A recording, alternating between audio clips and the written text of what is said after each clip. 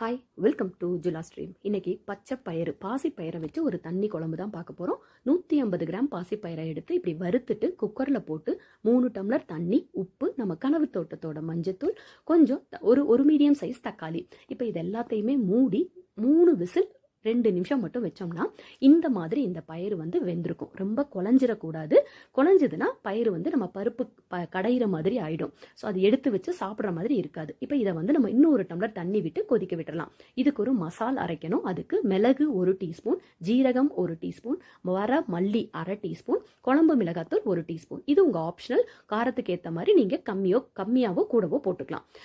அது கூட ஒரே ஒரு ஸ்பூன் தேங்காய் துருவல் போட்டுக்கிறேன். இப்படி கரகரப்பாக அரைச்ச உடனே அதில் வந்து நம்ம ஒரு 10 சின்ன வெங்காயம் போட்டுக்க போகிறோம்.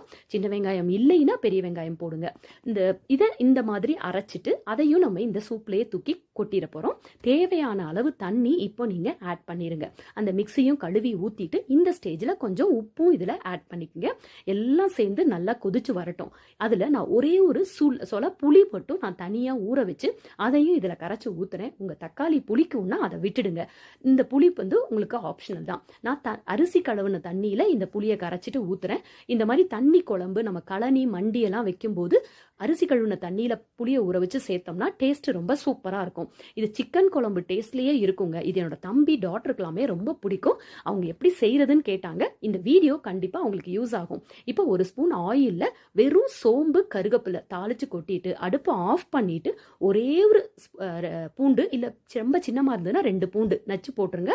அடுப்பை ஆஃப் பண்ணதுக்கப்புறம் இப்போ மூடிட்டீங்கன்னா ஒரு 5 நிமிஷம் மூடி வச்சிங்கன்னா சிக்கன் சூப் ஸ்டைல்லையே நம்மளுக்கு பச்சைப்பயிறு குழம்பு ரெடி ஆயிரும். நல்லா சாதத்தில் சூப்பு மாதிரியே விட்டு சாப்பிட்டீங்கன்னா செம சூப்பராக இருக்குங்க.